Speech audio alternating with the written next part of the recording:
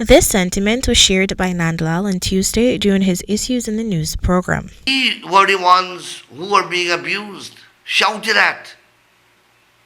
Whistles were blown in our faces. The Minister of Finance was prevented from speaking. They grabbed the mace and broke it and tried to take it away out of the Parliament, dragging a staff along the way. And they are bringing motions. The motion to refer 22 members of Parliament on the government's side to a privileged committee was filed by the former leader of the opposition, Joseph Harman, and seconded by the opposition chief whip, Christopher Jones, on Sunday, along with a motion of no confidence against the Speaker of the National Assembly, Mansour Nadir. But when it comes to referring the government MPs to the privileged committee over alleged misconduct in Parliament, Nandall sees it as a slap in the face, since he opined that the government MPs were the ones who were violated by the parliamentary opposition. Nevertheless, he conveyed that the privileged committee will conduct its investigations. Interestingly, the government side of the House also filed a motion to refer 8 members to the Privileged Committee for breach of privilege and contempt of Parliament. The motions filed were prompted by the protest action against the passage of the Natural Resource Fund Bill, which was staged by the opposition in the National Assembly on December 29.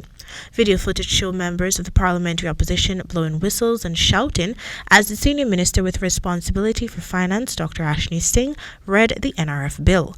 However, despite the pandemonium, the bill was passed by the Speaker of the National Assembly. In response to this, the opposition members have since maintained that the mace was missing from the National Assembly during the passage of the bill and that both government and opposition members of Parliament were not seated. Still, the bill was assented by President Irfan Ali, which has led to the motion of no confidence filed against the Speaker. Speaking to this specific motion, Nandall had this to say. And anybody who tried to talk to them, including the ambassadors and the prime ministers of the Caribbean, they were cursing them and abusing them, is the same type of attitude you're seeing there.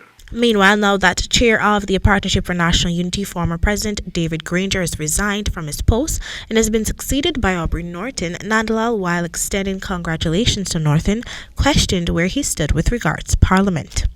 I don't know where he stands in terms of Parliament. I don't think he knows where he stands. Norton had announced right after it was revealed that he could be replacing Joseph Harman as the opposition leader that he has confidence in his ability to function effectively in Parliament. For the HTP Nightly News, Kendell Richmond.